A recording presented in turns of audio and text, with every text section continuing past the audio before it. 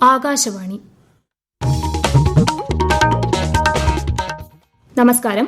പ്രാദേശിക വാർത്തകൾ വായിക്കുന്നത് നിരഞ്ജന.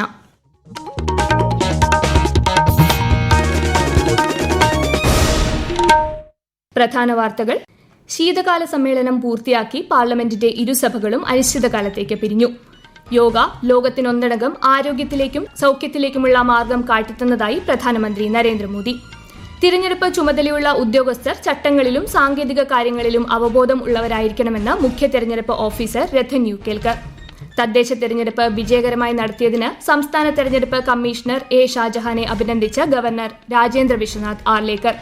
30ാമത് കേരള രാജ്യാന്തര ചലച്ചിത്രമേളയ്ക്ക് തിരുവനന്തപുരത്ത് സമാപനം. ഇന്ത്യ ദക്ഷിണാഫ്രിക്ക 2020 പരമ്പരയിലെ 5ാം മത്സരത്തിന് അല്പസമയത്തിനകം തുടക്കം. വാർത്തകൾ വിശദമായി. ശീതകാല സമ്മേളനം പൂർത്തിയാക്കി പാർലമെന്റിന്റെ ഇരുസഭകളും അനിശ്ചിതകാലത്തേക്ക് പിരിഞ്ഞു. സമ്മേളന കാലയളവിൽ 15 ദിവസമാണ് സഭ ചേർന്നത്. ലോക്സഭ 92 മണിക്കൂർ 25 മിനിറ്റ് ചേർന്നതായും സഭയുടെ പ്രവർത്തനം 111% കാര്യക്ഷമമായിരുന്നുവെന്നും സ്പീക്കർ ഓം ബിർള അറിയിച്ചു. Viksit Bharat, G RAM G bill, ആണവോർജ വിനിയോഗ ബിൽ തുടങ്ങി 8 ബില്ലുകൾ ലോക്സഭ ശീതകാല സമ്മേളനത്തിൽ പാസാക്കി.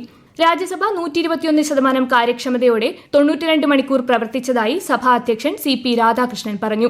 ഉയർന്ന നിലവാരമുള്ള ചർച്ചകളാണ് ശീതകാല സമ്മേളനത്തിൽ രാജ്യസഭയിൽ നടന്നതെന്നും അദ്ദേഹം വ്യക്തമാക്കി. യോഗ ലോകത്തിനൊന്നടങ്കം ആരോഗ്യത്തിലേക്കും സൌഖ്യത്തിലേക്കുമുള്ള മാർഗം കാട്ടിത്തന്നതായി പ്രധാനമന്ത്രി നരേന്ദ്രമോദി.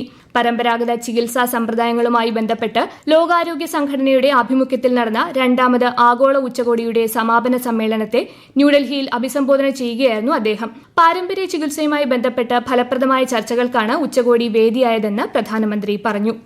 इस समिट में कई अहम विषयों पर सहमति बनना हमारी मजबूत साझेदारी का प्रतिबिंब है. रिसर्च को मजबूत करना, ट्रेडिशनल मेडिसिन के क्षेत्र में डिजिटल टेक्नोलॉजी का उपयोग बढ़ाना, ऐसे रेगुलेटरी फ्रेमवर्क तैयार करना जिन पर पूरी दुनिया भरोसा कर सके. My Ayush integrated services portal, Ayush ഉൽപ്പന്നങ്ങളുടെയും സേവനങ്ങളുടെയും ഗുണനിലവാരം ഉറപ്പുവരുത്തുന്നതിനുള്ള ആയുഷ് മാർക്ക്, അശ്വഗന്ധ സ്മരണിക സ്റ്റാമ്പ് തുടങ്ങിയവ പ്രധാനമന്ത്രി ചടങ്ങിൽ പ്രകാശനം ചെയ്തു. യോഗയുടെ പ്രോത്സാഹനത്തിനായി 2021-25 കാലയളവിൽ അതുല്യ സംഭാവന നൽകിയവർക്കുള്ള പുരസ്കാരങ്ങളും അദ്ദേഹം ചടങ്ങിൽ സമ്മാനിച്ചു. WHO മേധാവി ടെഡ്രോസ് അഥനോം ഗബ്രിയേസസ്, കേന്ദ്ര ആഭ്യന്തരമന്ത്രി JP നദ്ദ തുടങ്ങിയ പ്രമുഖർ പരിപാടിയിൽ പങ്കെടുത്തു. തെരഞ്ഞെടുപ്പ് ചുമതലയുള്ള ഉദ്യോഗസ്ഥർ ചട്ടങ്ങളിലും സാങ്കേതിക കാര്യങ്ങളിലും അവബോധമുള്ളവരായിരിക്കണമെന്ന് മുഖ്യ തെരഞ്ഞെടുപ്പ് ഓഫീസർ രത്തൻ യു കേൽക്കർ. നിയമസഭാ തെരഞ്ഞെടുപ്പിന് മുന്നോടിയായി ദേശീയ തെരഞ്ഞെടുപ്പ് കമ്മീഷൻ FLC-മാർക്കായി കൊച്ചിയിൽ സംഘടിപ്പിച്ച ശില്പശാല ഉദ്ഘാടനം ചെയ്ത് സംസാരിക്കുകയായിരുന്നു അദ്ദേഹം. ചട്ടങ്ങൾക്കൊപ്പം EVM, VVPAT എന്നിവ കൈകാര്യം ചെയ്യുന്നതിലും ഉദ്യോഗസ്ഥർക്ക് അറിവുണ്ടായിരിക്കണം. കമ്മീഷന്റെ മാർഗനിർദ്ദേശങ്ങൾ കൃത്യമായി പാലിക്കുന്നത് തെരഞ്ഞെടുപ്പ് പ്രക്രിയ സുഗമമാക്കും എന്നും അദ്ദേഹം പറഞ്ഞു. തദ്ദേശ സ്വയംഭരണ സ്ഥാപനങ്ങളിലേക്കുള്ള പൊതുതെരഞ്ഞെടുപ്പ് വിജയകരമായി നടത്തിയതിന് സംസ്ഥാന തെരഞ്ഞെടുപ്പ് കമ്മീഷണർ എ ഷാജഹാനെ ഗവർണർ രാജേന്ദ്ര വിശ്വനാഥ് ആർലേക്കർ അഭിനന്ദിച്ചു. പൊതുതെരഞ്ഞെടുപ്പിന് റിപ്പോർട്ട് സമർപ്പിക്കാൻ ലോക്ഭവനിൽ എത്തിയ കമ്മീഷണറെ ഗവർണർ പൊന്നാടയണിയിച്ചു. സമാധാനപരമായും പരാതിരഹിതമായും തെരഞ്ഞെടുപ്പ് നടത്തിയതിൽ ഗവർണർ സന്തുഷ്ടി രേഖപ്പെടുത്തി. തദ്ദേശ സ്ഥാപനങ്ങളിലേക്ക് തിരഞ്ഞെടുക്കപ്പെട്ട അംഗങ്ങളുടെ സത്യപ്രതിജ്ഞ ഞായറാഴ്ച നടക്കും. ജില്ലാ പഞ്ചായത്തുകളിലും കോർപ്പറേഷനുകളിലും ജില്ലാ കളക്ടർമാരുടെയും ബ്ലോക്ക് ഗ്രാമപഞ്ചായത്തുകളിലും മുനിസിപ്പാലിറ്റികളിലും വരണാധികാരികളുടെയും മുൻപാകെ മുതിർന്ന അംഗമാണ് ആദ്യം സത്യപ്രതിജ്ഞ ചെയ്യുന്നത്. അധ്യക്ഷ, ഉപാധ്യക്ഷ സ്ഥാനത്തേക്കുള്ള തെരഞ്ഞെടുപ്പ് ഈ മാസം 26, 27 തീയതികളിലാണ്. വലിയ ശക്തിയായിരുന്നിട്ടും ഒത്തൊരുമയില്ലാത്തത് കാരണമാണ് വിദേശ ശക്തികൾക്ക് ഭാരതത്തെ കോളനിയാക്കാൻ കഴിഞ്ഞതെന്ന് ഗവർണർ രാജേന്ദ്ര വിശ്വനാഥ് ആർലേക്കർ. ഗോവ വിമോചന ദിനത്തോടനുബന്ധിച്ച് ലോക്ഭവനിൽ കേരളത്തിൽ നിന്നും ഗോവ വിമോചന സമരത്തിൽ പങ്കെടുത്തവരുടെ കുടുംബാംഗങ്ങളെ ആദരിക്കുന്ന ചടങ്ങിൽ പങ്കെടുക്കുകയായിരുന്നു അദ്ദേഹം. ഗോവയെ മോചിപ്പിക്കാൻ ഭാരതം ഒരുമിച്ചതായും രാജ്യത്തിന്റെ നാനാഭാഗത്തു നിന്നുമുള്ളവർ ഗോവ വിമോചന സമരത്തിൽ പങ്കെടുത്തതായും ശ്രീ ആർലേക്കർ പറഞ്ഞു. ഇന്ത്യൻ കരകൌശല വസ്തുക്കളുടെ സംരക്ഷണവും പ്രോത്സാഹനവും ലക്ഷ്യമിട്ടുള്ള ഗാന്ധി ശില്പ ബസാർ കൊച്ചിൻ ക്രാഫ്റ്റ് ഫെസ്റ്റ് 2025 നാളെ തുടക്കം. എറണാകുളം മറൈൻ ഡ്രൈവിന് സമീപമുള്ള ശിവക്ഷേത്ര ഗ്രൌണ്ടിൽ നടക്കുന്ന പരിപാടി കേന്ദ്ര സഹമന്ത്രി ജോർജ് കുര്യൻ നാളെ വൈകുന്നേരം ഉദ്ഘാടനം ചെയ്യും. ഡിസംബർ 29 വരെ നടക്കുന്ന മേളയിൽ പൊതുജനങ്ങൾക്ക് സൗജന്യമായി പങ്കെടുക്കാം. ഈ വാർത്തകൾ ആകാശവാണിയിൽ നിന്ന്. ആകാശവാണി വാർത്തകളും വാർത്താധിഷ്ഠിത പരിപാടികളും all India radio news Thiruvananthapuram YouTube ചാനലിലും all India radio news Thiruvananthapuram Facebook പേജിലും AR News_ തിരുവനന്തപുരം ഇൻസ്റ്റഗ്രാം അക്കൌണ്ടിലും AR News_TVM X ഹാൻഡിലും ലഭ്യമാണ്. പാലക്കാട് എലപ്പുള്ളിയിൽ ബ്രൂവറിക്ക് സംസ്ഥാന സർക്കാർ നൽകിയ അനുമതി ഹൈക്കോടതി റദ്ദാക്കി. ഒയേസിസ് കമ്പനിക്ക് നൽകിയ പ്രാഥമിക അനുമതിയാണ് കോടതി റദ്ദാക്കിയത്. വിഷയത്തിൽ കൃത്യമായ പഠനം നടത്തിയിട്ടില്ലെന്നും വിശദമായ പഠനം നടത്തിയ ശേഷം നടപടിക്രമങ്ങൾ പാലിച്ച് പുതിയ തീരുമാനമെടുക്കാമെന്നും പൊതു താൽപര്യ ഹർജിയിൽ ഹൈക്കോടതി ഉത്തരവിട്ടു. എന്നാൽ കോടതി ഉത്തരവ് സർക്കാരിനേറ്റ തിരിച്ചടിയല്ലെന്ന് മന്ത്രി MB രാജേഷ് പാലക്കാട് വാർത്താ സമ്മേളനത്തിൽ പറഞ്ഞു. ആവശ്യമായ രേഖകളുടെ അടിസ്ഥാനത്തിൽ കമ്പനി അപേക്ഷ നൽകിയാൽ സർക്കാരിന് പരിഗണിക്കാമെന്ന് പറഞ്ഞ കോടതി വിഷയത്തിൽ സർക്കാരിനെ കുറ്റപ്പെടുത്തിയിട്ടില്ലെന്നും മന്ത്രി വ്യക്തമാക്കി. ശബരിമല സ്വർണ്ണക്കൊള്ള എൻഫോഴ്സ്മെന്റ് ഡയറക്ടറേറ്റ് അന്വേഷിക്കും. കേസുമായി ബന്ധപ്പെട്ട എല്ലാ രേഖകളുടെയും പകർപ്പ് ഇഡിക്ക് നൽകാൻ കൊല്ലം വിജിലൻസ് കോടതി ഉത്തരവിട്ടു. ഇഡി അന്വേഷണം ആവശ്യമില്ല എന്ന പ്രത്യേക അന്വേഷണ സംഘത്തിന്റെ നിലപാട് തള്ളിക്കൊണ്ടാണ് കോടതിയുടെ നിർദ്ദേശം. പുല്ലുമേട് കാനനപാത വഴിയുള്ള ശബരിമല തീർത്ഥാടകരുടെ എണ്ണം വർദ്ധിക്കുന്ന സാഹചര്യത്തിൽ വണ്ടിപ്പെരിയാർ സത്രത്തിലൂടെ സ്പോട്ട് ബുക്കിംഗ് വഴി ഒരു ദിവസം 1000 തീർത്ഥാടകരെ മാത്രം കടത്തിവിടാൻ തീരുമാനം. ഹൈക്കോടതി നിർദ്ദേശത്തെ തുടർന്നാണ് നടപടി. വിർച്വൽ ക്യൂ വഴി വണ്ടിപ്പെരിയാർ പുല്ലുമേട് പാത തെരഞ്ഞെടുത്ത് ബുക്ക് ചെയ്ത തീർത്ഥാടകർക്ക് നിയന്ത്രണം ബാധകമല്ല.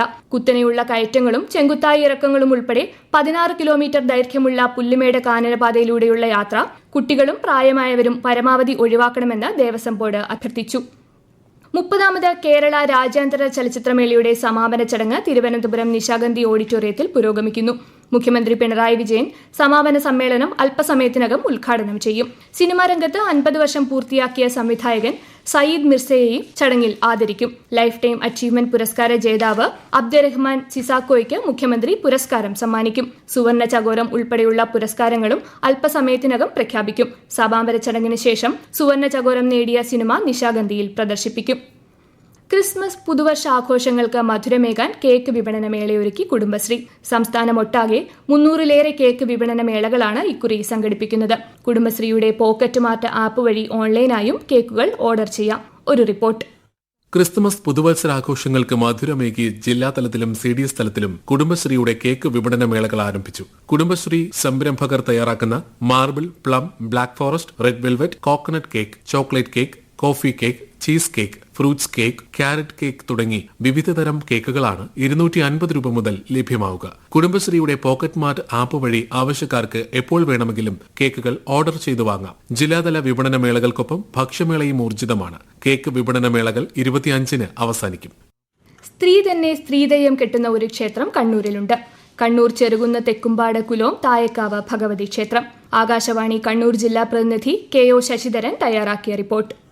കളിയാട്ടക്കാവുകൾ നിറഞ്ഞ ഉത്തര കേരളത്തിൽ നിരവധി സ്ത്രീ തെയ്യക്കോലങ്ങൾ കെട്ടിയാടാറുണ്ട്. എന്നാൽ ഇവയെല്ലാം പുരുഷന്മാരാണ് കെട്ടിയാടുക പതിവ്.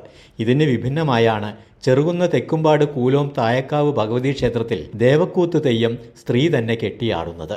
62-കാരിയായ പഴയങ്ങാടി വെങ്ങര സ്വദേശിനി MV അംബുജാക്ഷിയാണ് ദേവക്കൂത്ത് തെയ്യം കെട്ടിയാടുക. തുടർച്ചയായ 10ാം വർഷമാണ് അംബുജാക്ഷി തെയ്യം കെട്ടാനായി ഒരുങ്ങുന്നത്. ക്ഷേത്രത്തിൽ ഒരാഴ്ചക്കാലം നീണ്ടു നിൽക്കുന്ന കളിയാട്ടത്തിന്റെ ഭാഗമായാണ് സ്ത്രീ തെയ്യം ഇറങ്ങുന്നത്. ഇന്ത്യ ദക്ഷിണാഫ്രിക്ക 2020 പരമ്പരയിലെ 5ാമത്തെയും അവസാനത്തെയും മത്സരം ഇന്ന് അഹമ്മദാബാദ് സ്റ്റേഡിയത്തിൽ രാത്രി 7 മണിക്കാണ് കളി ആരംഭിക്കുക. പരമ്പരയിൽ നിലവിൽ 2-1 മുന്നിലാണ് India. Super league Kerala football ഫൈനലിൽ ഇന്ന് കണ്ണൂർ വാരിയേഴ്സും തൃശൂർ മാജിക് FCയും ഏറ്റുമുട്ടും. കണ്ണൂർ ജവഹർ സ്റ്റേഡിയത്തിൽ രാത്രി 7:30 മത്സരം. കാഴ്ച പരിമിതരുടെ ദേശീയ ക്രിക്കറ്റ് ടൂർണമെന്റായ 8ാമത് നാഗേഷ് ട്രോഫി ഗ്രൂപ്പ് മത്സരങ്ങൾ ഈ മാസം 22 മുതൽ 26 വരെ കർണാടകയിലെ ഹുബ്ബള്ളിയിൽ നടക്കും. കർണാടക, മഹാരാഷ്ട്ര, രാജസ്ഥാൻ, ഹിമാചൽ പ്രദേശ് ടീമുകൾക്കൊപ്പം ഗ്രൂപ്പ് സിയിലാണ് ഇത്തവണ കേരളം മത്സരിക്കുക. പ്രധാന വാർത്തകൾ വീണ്ടും. ശീതകാല സമ്മേളനം പൂർത്തിയാക്കി പാർലമെന്റിന്റെ ഇരുസഭകളും അനിശ്ചിതകാലത്തേക്ക് പിരിഞ്ഞു. യോഗ ലോകത്തിന് ഒന്നടങ്കം ആരോഗ്യത്തിലേക്കും സൗഖ്യത്തിലേക്കുമുള്ള മാർഗം കാട്ടിത്തന്നതായി പ്രധാനമന്ത്രി നരേന്ദ്രമോദി. തെരഞ്ഞെടുപ്പ് ചുമതലയുള്ള ഉദ്യോഗസ്ഥർ ചട്ടങ്ങളിലും സാങ്കേതിക കാര്യങ്ങളിലും അവബോധം ഉള്ളവരായിരിക്കണമെന്ന് മുഖ്യ തെരഞ്ഞെടുപ്പ് ഓഫീസർ രത്തൻ യു കേൽക്കർ. തദ്ദേശ തെരഞ്ഞെടുപ്പ് വിജയകരമായി നടത്തിയതിന് സംസ്ഥാന തെരഞ്ഞെടുപ്പ് കമ്മീഷണർ A ഷാജഹാനെ അഭിനന്ദിച്ച് ഗവർണർ രാജേന്ദ്ര വിശ്വനാഥ് ആർലേക്കർ. 30ാമത് കേരള രാജ്യാന്തര ചലച്ചിത്രമേളയ്ക്ക് തിരുവനന്തപുരത്ത് സമാപനം. ഇന്ത്യ ദക്ഷിണാഫ്രിക്ക 2020 പരമ്പരയിലെ 5ാം മത്സരത്തിന് അല്പസമയത്തിനകം തുടക്കം. പ്രാദേശിക വാർത്തകൾ കഴിഞ്ഞു. അടുത്ത വാർത്താ പ്രക്ഷേപണം രാത്രി 7:25.